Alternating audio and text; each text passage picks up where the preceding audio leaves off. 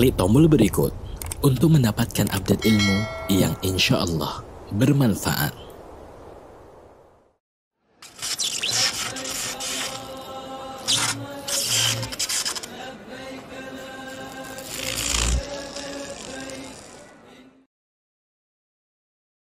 Alhamdulillah, segala puji bagi Allah, Rabb seluruh alam, dan juga semoga salawat dan salam selalu tercurahkan kepada junjungan kita, Nabi dan Rasul termulia, Nabi Muhammad SAW, juga kepada para keluarga beliau, serta para sahabat-sahabatnya. Alhamdulillah, rekan-rekan jamaah sekalian, pada hari ini, hari Kamis, tanggal 21 Jumadil Akhir, 1442 Hijriah, atau bertepatan dengan 4 Februari 2021 Masehi. Alhamdulillah kita dapat berkumpul kembali di sini dalam acara kajian Islam ilmiah yang kita buat secara online karena belum memungkinkan untuk tatap muka dulu. Ini diselenggarakan oleh Departemen Obstetri dan Ginekologi Fakultas Kedokteran Universitas Indonesia, Rumah Sakit Dr. Cipto Mangunkusumo, Jakarta. Adapun topik kajian kita pada siang hari ini melanjutkan kajian kita bulan lalu, yaitu bulan lalu kita sudah mengkaji mengenai sirot, dan kita pada siang hari ini mengkaji mengenai kontoroh, yang kita beri judul kajian kita mengenal kontoroh, dengan pemateri guru kita Ustadz Dr. Syafiq Riza Basalamah LCMA Hafizahullahu Ta'ala dari Jember. Anda juga, kami dari panitia memohon kepada Ustadz, mungkin di akhir kajian Ustadz bisa mendoakan rekan-rekan kami, guru-guru kami yang saat ini sedang Allah beri cobaan sakit. Adapun adab kajian online kita, saya bacakan sedikit. Yang pertama, mohon peserta untuk menonaktifkan audio, lalu kepada akhwat untuk menonaktifkan video. Lalu selama kajian berlangsung, mohon disimak dan tidak sibuk sendiri. Dan kita ikat ilmu ini dengan catatan, kita siapkan Al-Quran. Pertanyaan nanti bisa diketikkan di kolom chat. Insya Allah akan kami bacakan untuk disampaikan kepada Ustadz. Dan kita ikhlaskan niat kita semata untuk mencari ilmu agama dan mencari ridho Allah Ta'ala. Kita berdoa agar Allah Ta'ala memudahkan kita dalam memahami ilmu agama. Dan donasi infak dapat disalurkan melalui nomor rekening yang akan diinfokan dalam kolom chat kita nanti. Sebelumnya mohon izin Ustadz, ada kata pembukaan dari Kepala Departemen pada Dr. Suskan, dipersilahkan. Ya, terima kasih Dr. Rian. Assalamualaikum warahmatullahi wabarakatuh. Waalaikumsalam. Alhamdulillah, kita panjatkan puji syukur pada Allah Subhanahu wa Ta'ala, yang mana pada hari ini kita bisa sama-sama mendengarkan kajian bulanan Departemen Obgyn, yang insya Allah terus kita istiqomah setiap bulan ada kajian, serta sholat dan salam kita sampaikan pada junjungan kita Nabi besar Muhammad Sallallahu Alaihi Wasallam, beserta keluarga, sahabat, dan semua pengikutnya sampai akhir zaman.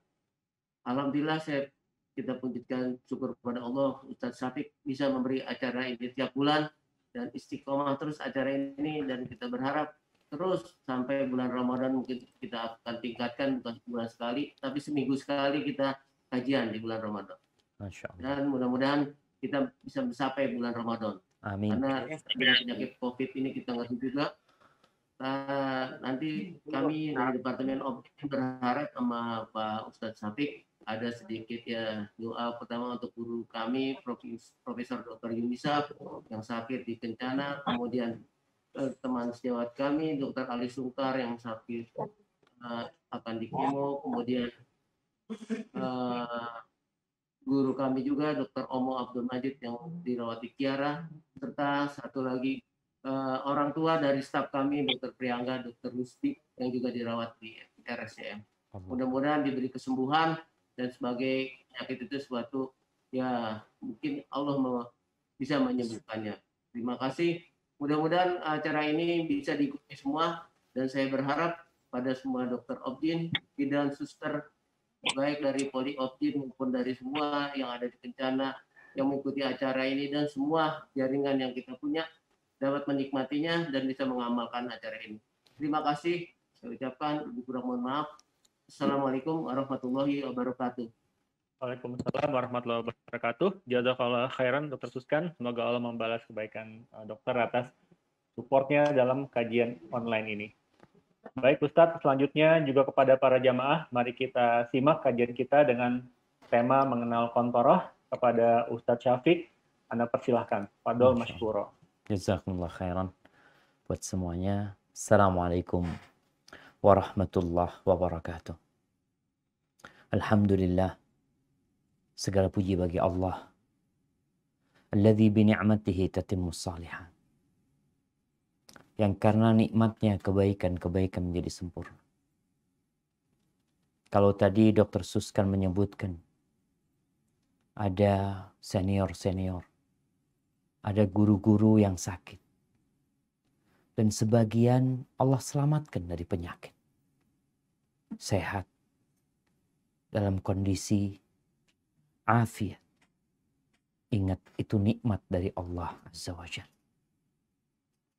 Nikmatani maghbunun fihima katsirun minan nas.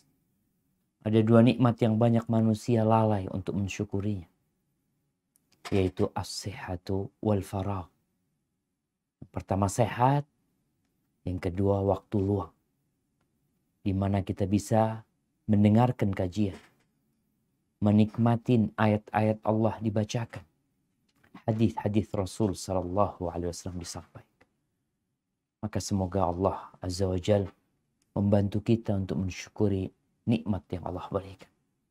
Allahumma salli wa sallim wa zid wa barik wa an'im ala sayyidina wa maulana Muhammadin wa ala alihi wa ashabihi ajma'in. Ya Allah, semoga salawat, salam dan berkah senantiasa Engkau curahkan untuk hamba kekasih-Mu, untuk baginda Nabi kita Muhammad alaihi salatu wassalam, untuk keluarga beliau, untuk istri-istri beliau, untuk putra-putri beliau, dan untuk seluruh sahabat Nabi dan orang-orang yang mengikuti mereka sampai kelak hari kiamat. Amma ba'd. Berbincang tentang kontorah. Sebenarnya ini yang berkaitan dengan rukun iman.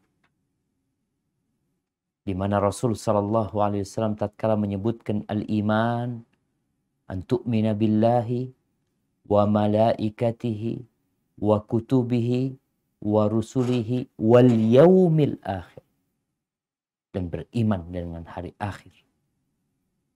Ada banyak kejadian-kejadian di hari akhir yang Rasulullah sallallahu alaihi wasallam menjelaskannya agar kita benar-benar beriman. Karena sesuatu yang gaib kita tidak dapat mengimaninya kalau tidak ada wahyu yang turun. Setelah orang-orang berhasil melewati sirat yang berada di atas neraka jahanam, mereka selamat dari api neraka. Mereka tidak langsung menuju ke surga. Mereka juga tidak langsung menunggu di pintu surga. Mereka masih tertahan. Karena ada satu proses pembersihan yang harus dilewati. Ada satu proses pembersihan ya. Kadangkala di rumah sakit itu yang namanya alat-alat untuk operasi itu disterilkan. Terkadang ada beberapa tahapan. Inilah tahapan yang terakhir, yaitu kontorah. Sebelum berbincang tentang kontorah ini, Ana ingin mengingatkan beberapa amalan yang harus kita perhatikan agar kita selamat dari api neraka, melewati sirat, dan berhenti di kontor. Karena pada bulan lalu kita hanya berbincang tentang sirat itu sendiri. Tentang bagaimana sebagian orang terjatuh.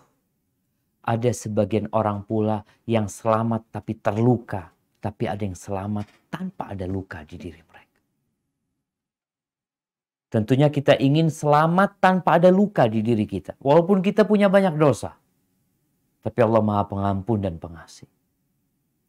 Rasulullah SAW mengatakan, "Faman batta'a bihi amaluhu lam yusri' bihi nasab." Kita juga membahas bagaimana ada yang melewatin sirat seperti kilat. Ada yang seperti angin. Ada yang seperti kuda. Dan Nabi menyebutkan yang amalnya tidak cukup untuk mensegerakan dia melewati sirat, tidak mungkin dengan nasabnya dia bisa cepat. Bukan karena keturunannya ustadz, keturunannya para sahabat, keturunannya Nabi pun. Nasab itu tidak dapat menyegerakan kita melewati sirat. Berarti ada amalan. Kita menyebutkan beberapa amalan pada waktu itu. Di antaranya adalah yang berkaitan dengan amanah dan menjaga silaturahim. Ada beberapa amalan lain. Yang pertama, beriman kepada Allah, bersedekah, beramar ma'ruf dan nahi mungkar, membantu orang-orang yang nggak punya kerjaan. Kemudian membantu orang yang dizalimi. Terakhir, kalau kita tidak bisa melakukan kebaikan, maka menjaga orang lain dari keburukan kita. Kalau engkau nggak mampu berbuat baik sama orang lain, jangan ganggu orang lain. Bas.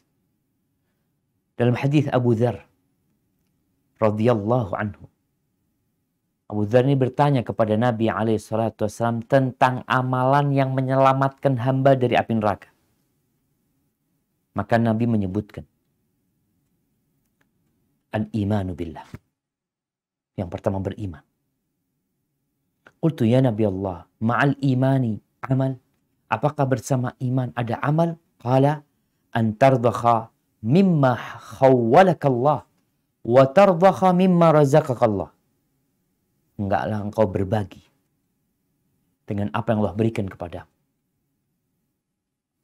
Apa itu jabatan atau rizki yang Allah berikan kepadamu dari harta. Ini berkaitan dengan sedekah. Qultu ya Nabi Allah, fa in kana faqiran, gimana kalau orang ini fakir? Miskin, dia nggak punya gitu. Dia beriman, tapi dia fakir. Nggak bisa berbagi. Apakah kemudian dia masuk neraka? Ketika melewati sirat dia akan terjatuh. Atau ada yang lain? Maka Nabi mengatakan alaihi salatu wassalam, ya'muru bil ma'ruf wa yanha 'anil munkar. Beramar ma'ruf dan bernahi munkar dengan lisan. Kita bisa mengatakan, ya fulan, ini sholat qobliyah subuh pahalanya seperti ini.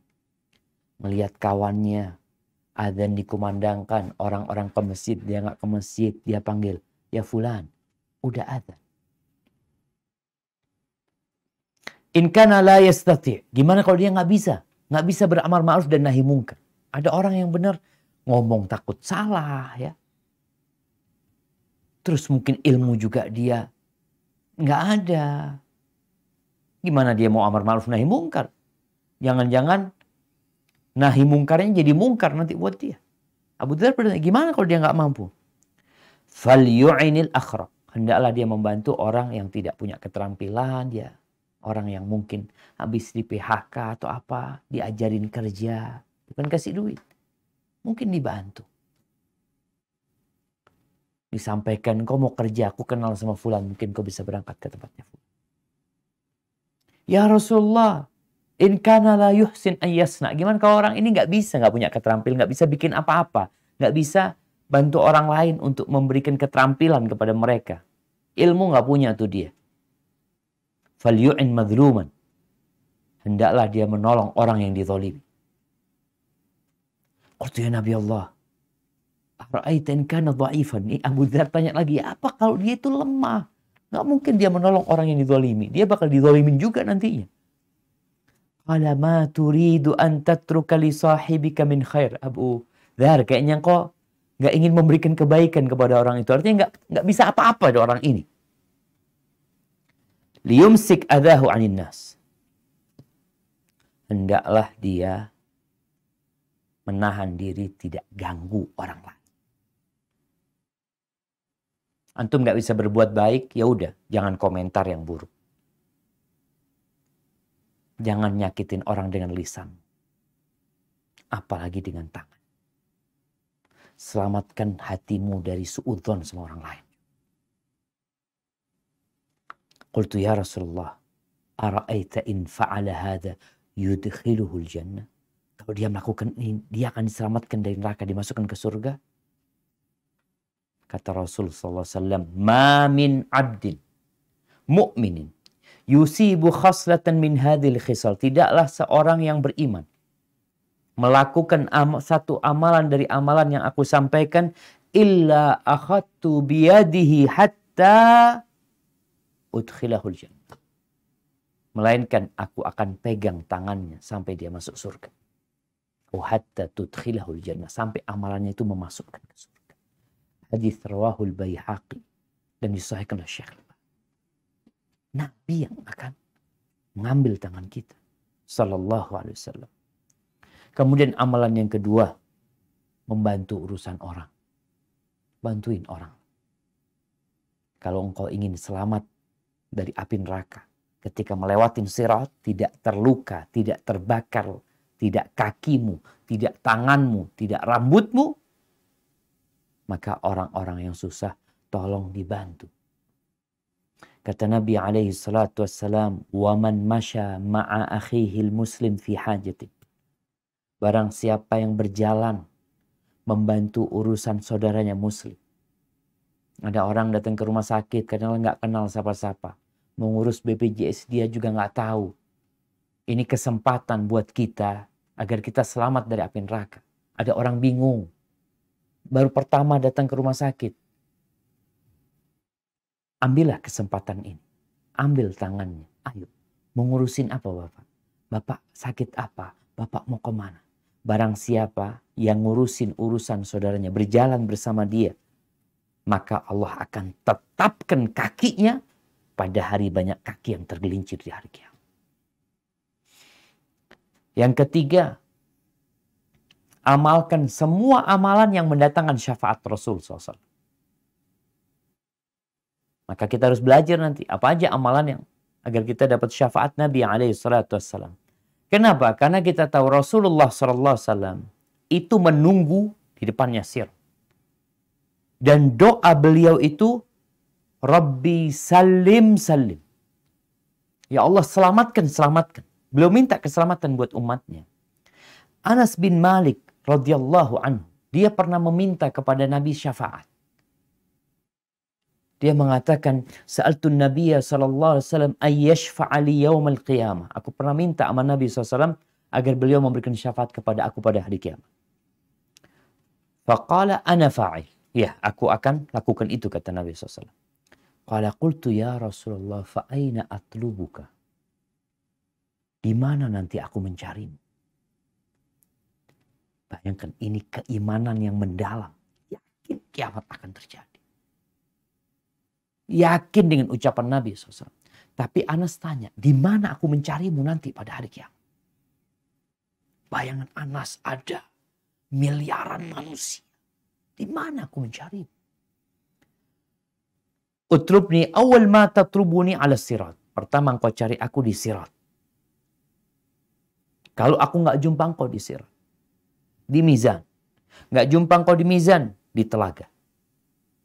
Aku akan berada di 3 tempat itu. Cari aku di 3 tempat. Maka dengan orang membaca doa setelah adzan, banyak berselawat kepada Nabi SAW. Semoga pada hari itu Nabi melihat kita. Dan beliau memberikan syafaatnya kepada kita. Allahumma salli wa sallim ala Muhammad. Kemudian jamaah yang keempat atau yang ketiga.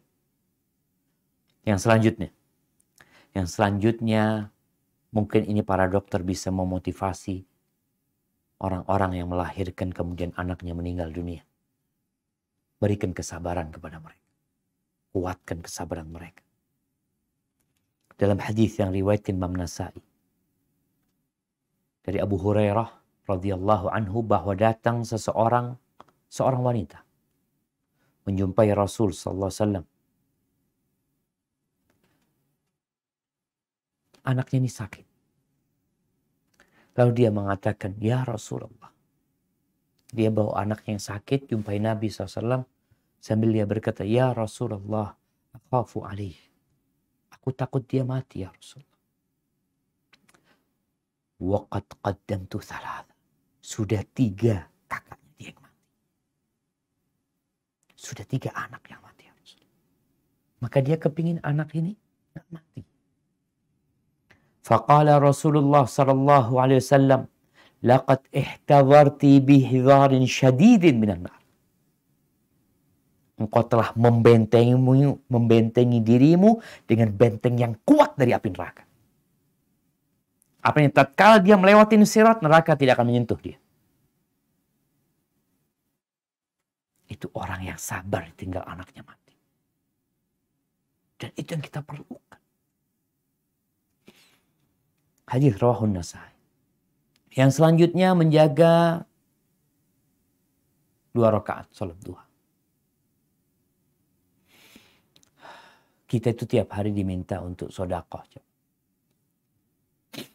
Di tubuh kita ini ada 360 sendi disebutkan dalam hadis.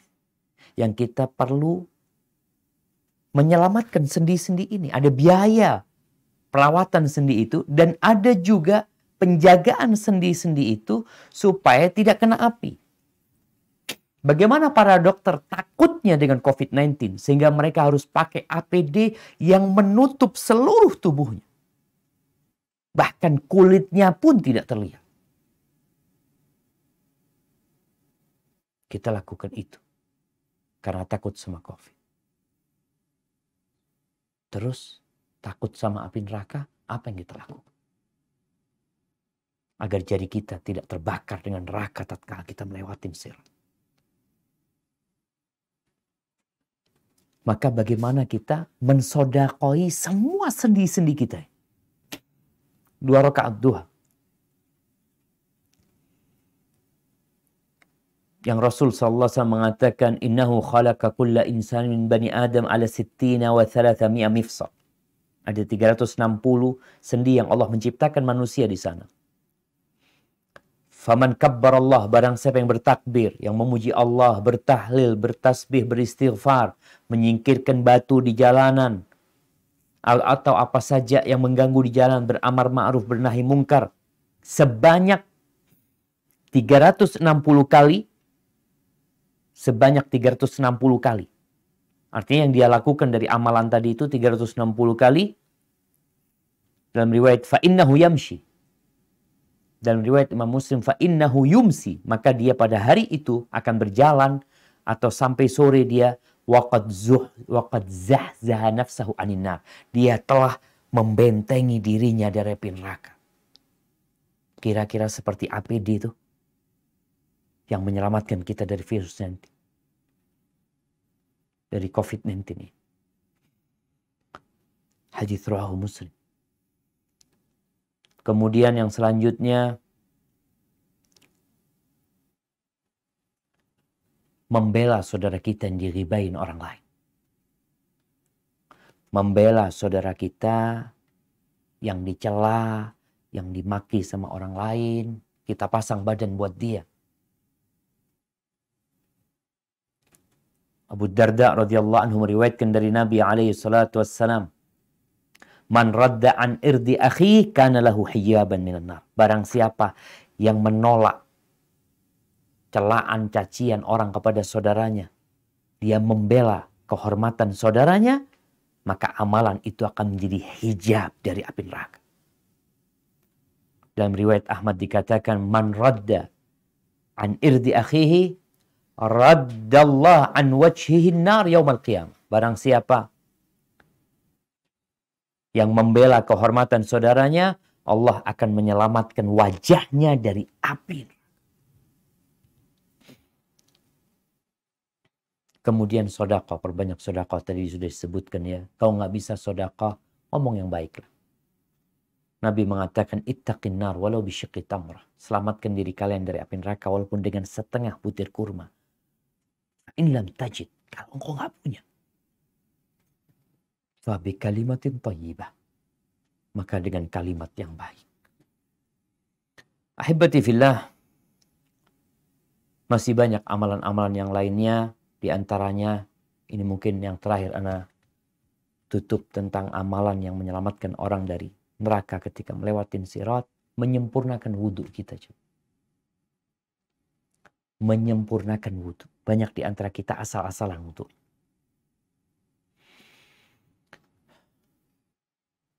Ketika orang menyempurnakan wudhunya, seakan-akan di tubuhnya ada lapisan yang dapat menyelamatkannya dari api neraka. Rasulullah Sallallahu Alaihi Wasallam, ini ceritanya Abdullah bin Amr bin As, para sahabat baru pulang dari Mekah ke Madinah. Di tengah jalan mereka masuk waktu asar, mereka tergesa-gesa mau sholat asar. Mereka wudhu dalam kondisi terburu-buru. Sebagian kita itu wudhu tapi ujung kakinya, ujung telapak kakinya ini masih nggak kena air. Karena tergesa-gesa depannya yang disiram, ujung belakangnya kena air. Rasulullah SAW melihat hal itu. Beliau mengatakan, wailun lil a'qab minan nar asbighul wudu. Hati-hati, celaka tuh. Kalau ada tempat wudhu yang tidak kena api neraka, salah satunya tadi telapak kaki yang nggak kena air, yang tidak kena air wudhu, maka dia akan tersentuh neraka. Itu orang wudhu, tidak sempurna wudhunya. Masih kena api neraka. Bagaimana dengan yang tidak pernah wudhu sama sekali? Hibbati fillah. Allahumma ajirna minan nar. Semoga Allah menyelamatkan kita dari api neraka. Al-Imam Al-Qurtubi, penyusun kitab At-Tadhkirah yang berkaitan dengan kejadian-kejadian di hari akhir nanti, beliau menukil dari seorang syekh yang bernama Abu Ja'far. Mimpinya Abu Ja'far. Dia mengatakan, Ra'aitu fi manami ka'anni waqifun ala qanatiri jahannam. Dalam mimpiku itu seakan-akan aku berdiri melihat jembatan di atas neraka jahanam itu, sirat. Fanadhartu ila haulin azim. Aku melihat pemandangan yang sangat menakutkan. Orang-orang yang berjatuhan, api yang begitu menyala-nyala. Lalu aku berpikir, ketika aku melihat itu, kaifal ubur ala hadhi, gimana bisa selamat melewatin sirat ini? Tahu-tahu ada yang mengatakan di belakangku, ada suara yang mengatakan, ya Abdullah, himlak wa'bur. Wahai Abdullah, taruh bawaanmu. Bawaanmu itu taruh. Kau kalau mau lewat, taruh bawaanmu, terus engkau nyebrang.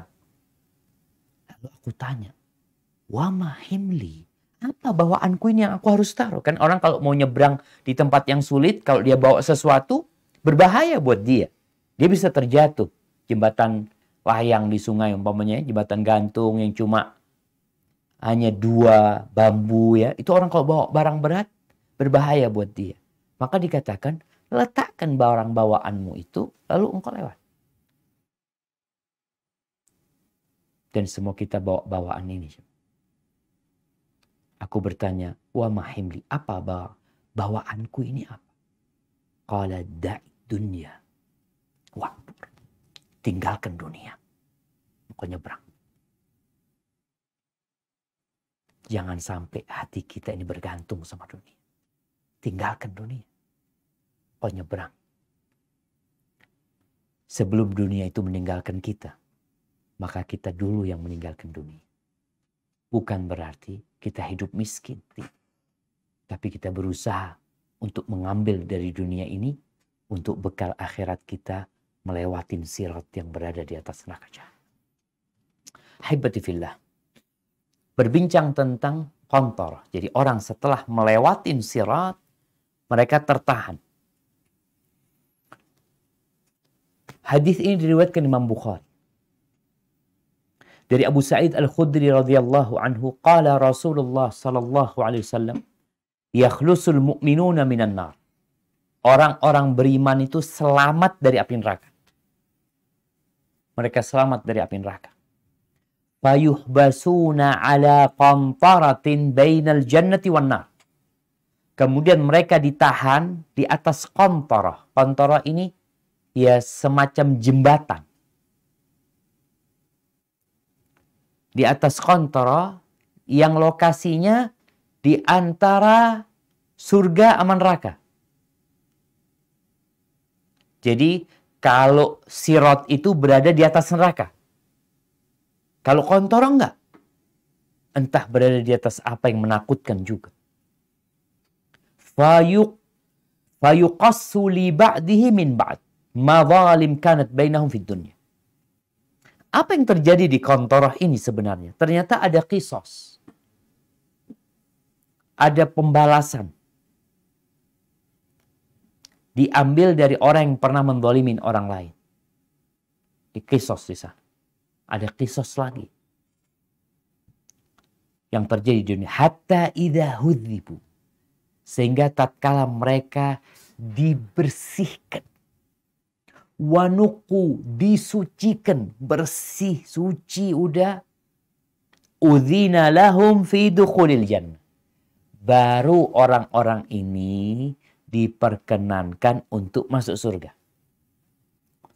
Fawalladhi nafsu Muhammadin biyadih la ahaduhum ahda bimanzilihi fil jannah bimanzilihi kana fid dunya. Nanti itu orang yang masuk surga itu akan lebih kenal sama rumahnya di surga daripada rumahnya di dunia. Subhanallah jemaah. Orang itu kalau masuk rumah baru kan bingung. Dia cari dapurnya di mana, kamarnya di mana, ruang tamunya di mana, ininya di mana, macam-macam dia tanya. Tapi kalau rumah sendiri masuk dia udah tahu semuanya. Gimana orang nanti masuk surga, dia udah tahu sama rumahnya. Allah kasih ilmu di diri dia yang tahu. Dia mau ngapain itu nggak kebingungan. Kita kadang-kala masuk hotel, cari liftnya susah. Hotel bintang 5. Liftnya di mana ya? Cari masuk lift, bingung di lift. Ini naiknya gimana? Kok nggak jalan-jalan liftnya? Oh ternyata masukin kartu. Tapi di surga kita masuk surga yang luasnya seluas langit dan bumi. Antum udah kenal sama rumah antum. Allahumma inna nas'alukal jannah wa na'udzubika minan nar. Berbincang tentang qantarah, Al-Hafidh Ibnu Hajar dalam kitabnya Fathul Bari, beliau menyebutkan terjadi perselisihan di antara para ulama dalam memahami qantarah ini. Ada yang berpendapat hiya min tatimmatis sirat. Bahwasanya qantarah ini adalah ujungnya sirat. Jadi ternyata siratnya ini panjang, kemudian di ujungnya itu ada qantarah. Ini pendapat yang pertama. Itu yang udah dekat sama surga lah. Jadi ujungnya yang udah dekat sama surga. Wa qila annahuma siratan. Tapi pendapat yang lainnya mengatakan bukan. Itu dua sirat yang berbeda. Yang satu sirat yang berada di atas neraka jahanam. Yang satu lagi berada di atas sesuatu yang Allah yang tahu. Ahibati fillah.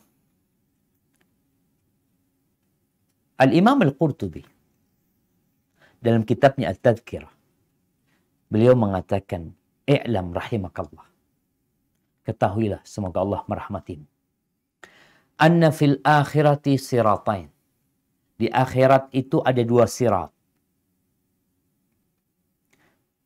Ahadihima, yang pertama, mujazu li ahli al-mahsyar kullihim. Yaitu sirat, tempat penyeberangan semua orang beriman. Yang berat, yang ringan, illa man dakhal jannah bighairi hisab. Kecuali orang yang masuk surga tanpa hisab, tidak akan melewati yang masuk surga tanpa hisab, disebutkan di sini. Au man yaltaqituhu unuqun nar. Jadi dua sirat ini yang akan dilewatin itu ada yang tidak melewatin. Siapa yang tidak melewatin? Yang diambil sama unuk. Unuk itu seperti leher mungkin jemaah. Jadi ada api yang keluar dari neraka yang dia menyambar orang-orang yang sedang menanti antrian sirat. Jadi dia disambar langsung masuk neraka. Ketika selamat dari sirat ini, wala yakhrusu minha illal mu'minun, dan tidak akan selamat dari sirat itu kecuali orang-orang beriman. Kemudian mereka ditahan lagi di sirat yang lain untuk dibersihkan dengan cara qisas. Orang-orang ini amal solehnya udah cukup. Jadi dia insya Allah masuk surga. Tapi untuk membersihkan di antara orang-orang yang sama-sama masuk surga, maka mereka ditahan di sana. Nggak ada yang balik ke neraka, nggak ada. Dalam kisah umpamanya ternyata dilihat, ternyata amalannya kurang, habis. Diambil sama orang-orang yang pernah dia zalimin di dunia, maka itu tidak terjadi. Artinya orang-orang yang sudah melewatin sirat, yang tertahan di qantarah, mereka tidak akan masuk neraka setelah terjadinya qisas. Karena Allah sudah tahu orang-orang ini masuk neraka, hanya ada sedikit yang perlu diselesaikan di antara mereka. Maka pendapat yang kuat bahwasanya qantarah ini bukan ujungnya sirat, tapi dia memang jembatan lain yang ujungnya ke pintu surga. Jadi ujungnya sirat itu ke qantarah, ujungnya qantarah ini pintu surga. Di mana Rasul sallallahu alaihi wasallam menyebutkan tentang orang terakhir yang melewatin sirat, yang dia terbakar sedikit, kakinya terbakar, badannya terbakar, sekali-kali dia bergelantung, nanti kakinya yang gelantung, nanti tangannya yang bergelantung, dia selamat. Ketika dia selamat, dia mengatakan alhamdulillahilladzi najjana min. Segala puji bagi Allah yang telah menyelamatkan aku dari engkau. Ba'da an aranaki, setelah Allah menampakkan kepada kami engkau. Laqad a'tana Allah ma lam yu'ti ahadan minal alamin. Allah telah memberikan kepada kami sebuah anugerah yang tidak diberikan kepada siapapun. Hibati fillah. Terus bicara tentang qisas. Yang pertama, kita beriman tentang adanya qisas yang ada di padang mahsyar dan qisas yang ada di qantarah. Ini berkaitan dengan hal yang gaib. Mungkin sebagian berpikir, kenapa Ustaz qisasnya kok nggak diselesaikan di padang mahsyar tadi? Kenapa kok ada qisas selanjutnya? Yang pertama, Nabi menjelaskan kepada kita, qisas di sana itu adalah qisas umum di mana orang-orang yang melakukan kezaliman, sebagian di antara mereka masuk neraka. Kehabisan amal solehnya. Karena kita tahu pada hari itu tidak ada dinar, tidak ada dirham. Di mana orang yang ahli sholat, pahala sholatnya habis dibagikan. Di mana orang yang ahli puasa, pahala puasanya habis. Setelah itu masih ada yang menuntut dan orang ini kehabisan amal soleh. Lalu orang-orang yang dizalimin itu, dosanya diambil, dibebankan kepada orang ini. Dan dia masuk neraka. Adapun qisas yang berada di qantarah, maka mereka tidak masuk neraka. Tidak habis amal soleh. Ahibati fillah. Siapa yang dikecualikan dari qantarah ini? Siapa yang tidak tertahan di sini? Ada dua orang. Yang pertama, yang masuk surga tanpa hisab, tanpa adab. Artinya semua bakal melewati neraka. Tapi berkaitan kontoroh ini, enggak. Orang yang masuk surga tanpa hisab, tanpa adab, udah langsung masuk di akhirnya. Yang kedua, orang yang jatuh di neraka nggak akan melewati kontor. Kalaupun nanti dia umpamanya dikeluarkan dari api neraka karena azab sudah cukup buat dia, na'udzubillahi minan nar, atau dia keluar dengan syafaat yang diberikan oleh para nabi atau orang-orang soleh, maka dia tidak akan tertahan di kontor ini. Orang-orang yang sudah masuk surga tanpa hisab, tanpa azab, sudah masuk surga bersama Nabi SAW. Yang tersisa di sini, orang-orang yang masih ada kezaliman di antara mereka. Itu akan ditahan di kontor tersebut. Ahibati fillah. Berkaitan dengan qisas. Kenapa harus ada qisas lagi? Asy-Syaikh bin Utsaimin rahimahullahu ta'ala, beliau menyebutkan tujuan qisas yang kedua sebenarnya membersihkan hati. Kalau qisas yang pertama, kan orang yang mendapatkan pahala dari orang ini, dia kan akan semakin berat timbangan kebaikannya. Yang diambil dosanya ditimpakan kepada orang yang zalim ini, dia semakin ringan dosanya. Itu qisas yang pertama. Qisas yang kedua ini, beliau menyebutkan tujuannya adalah untuk membersihkan hati sebenarnya. Membersihkan hati dari apa? Dari iri. Dari dengki. Dari permusuhan. Karena kadangkala udah sama-sama selamat dari sirat, mungkin antum ketemu sama fulan. Ini fulan yang pernah zalimin ana dulu. Jadi masih ada kebencian. Padahal amal soleh dia cukup untuk masuk surga. Dengan dosa dia ini pun dia masih masuk surga. Karena melewatin proses timbangan tadi. Maka agar tidak terjadi yang namanya iri, dengki, hasad, kebencian itu, maka dilakukan qisas.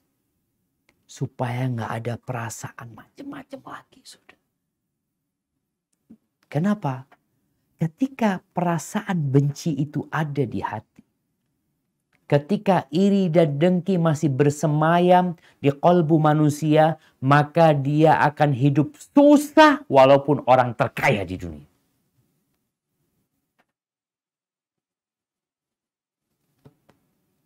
Perhatikan jemaah. Kalau hati antum bersih dari iri dengki, ya Allah, antum nggak punya apa-apa, serasa orang paling bahagia di dunia.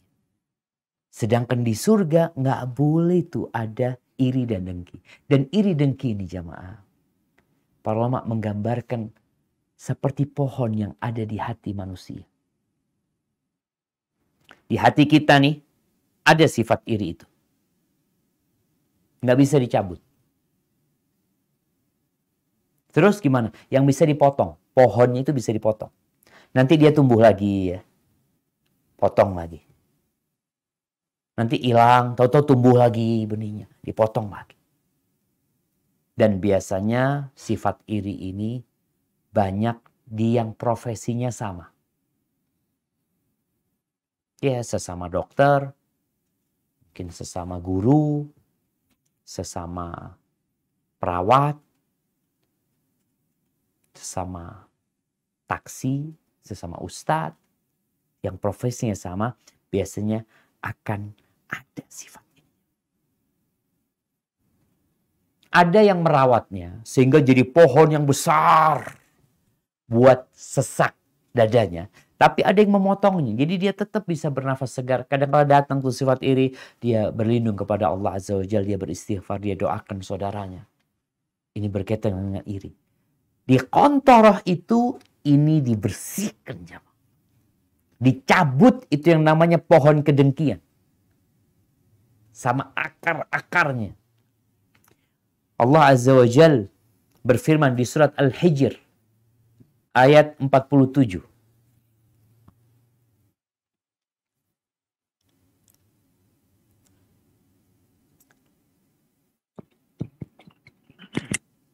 Naam, tafadhal.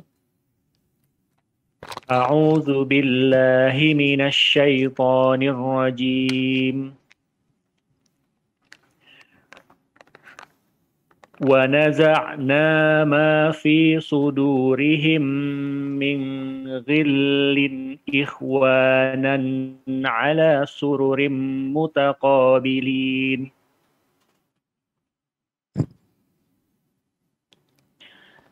Yang artinya, dan kami lenyapkan segala rasa dendam yang ada di hati mereka. Mereka merasa bersaudara, duduk berhadap-hadapan di atas dipan-dipan. Al-Hijr 47. Nah, Allah lenyapkan rasa dendam. Allah cabut kedengkian. Mereka duduk berhadap-hadapan, saling mencintai. Subhanallah. Maka itu terjadi proses pencabutan itu, salah satunya di kantor sebelum masuk surga. Allah benar-benar menegakkan keadilan. Sehingga orang-orang merasa ya ketika dia bekerja di sebuah perusahaan atau tatkala dia kerja di rumah sakit, kok kayaknya dia merasa dizalimin. Kalau kau memang dizalimin, engkau akan mendapatkan keadilan itu pada hari kiamat. Rasulullah Sallallahu Alaihi Wasallam dalam hadis yang diriwayatkan Imam Ahmad, beliau mengatakan yuhsyarun nas yaumal qiyamah, orang-orang pada hari kiamat akan dihimpun dalam kondisi uratan ghurlan buhman, dalam kondisi telanjang, belum disunat, mereka tidak membawa apa-apa. Kemudian dipanggil mereka dengan suara yang didengar oleh yang jauh sama yang dekat sama saja. Allah mengatakan, Anal Malik, akulah Raja.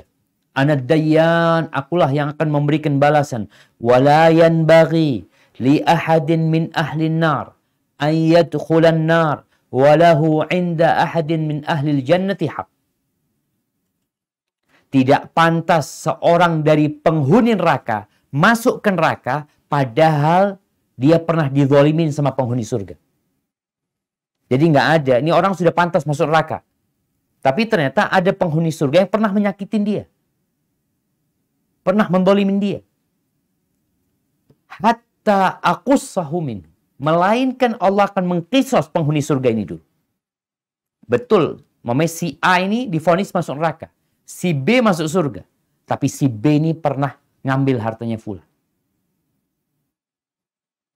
Maka si B ini nggak akan masuk neraka sampai haknya dari si A tidak akan masuk neraka sampai haknya dari B diberikan kepada dia. Makanya jangan sampai kadangkala ada orang nggak apa-apa lah ngambil punya orang kafir, kan mereka masuk neraka nanti.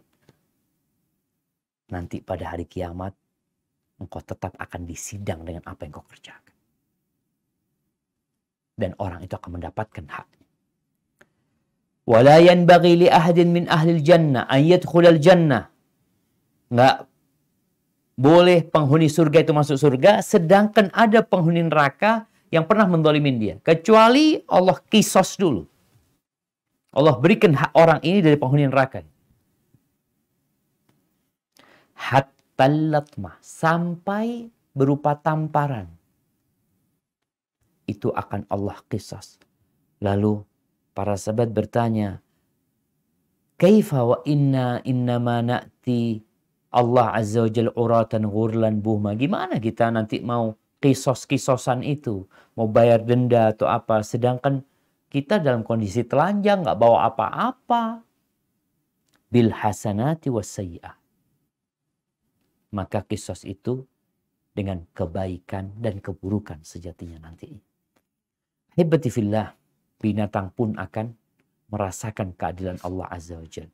Sebagai penutup, orang-orang itu akan menuju ke pintu surga.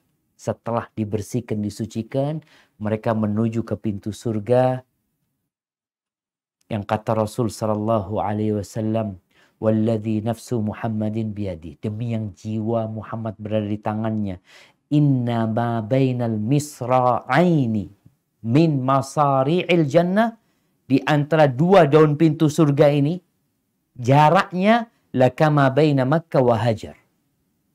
Seperti antara Mekah dan Hajar. Au kama baina Makkah wa Busra, atau seperti antara Mekah dan Busra. Yang satu kalau nggak salah di Irak, yang satu di Syam. Kira-kira kalau dilihat Google Maps sekarang jaraknya itu 1273 km. Itu pintu surga aja. Satu. Dan ada 8 pintu surga.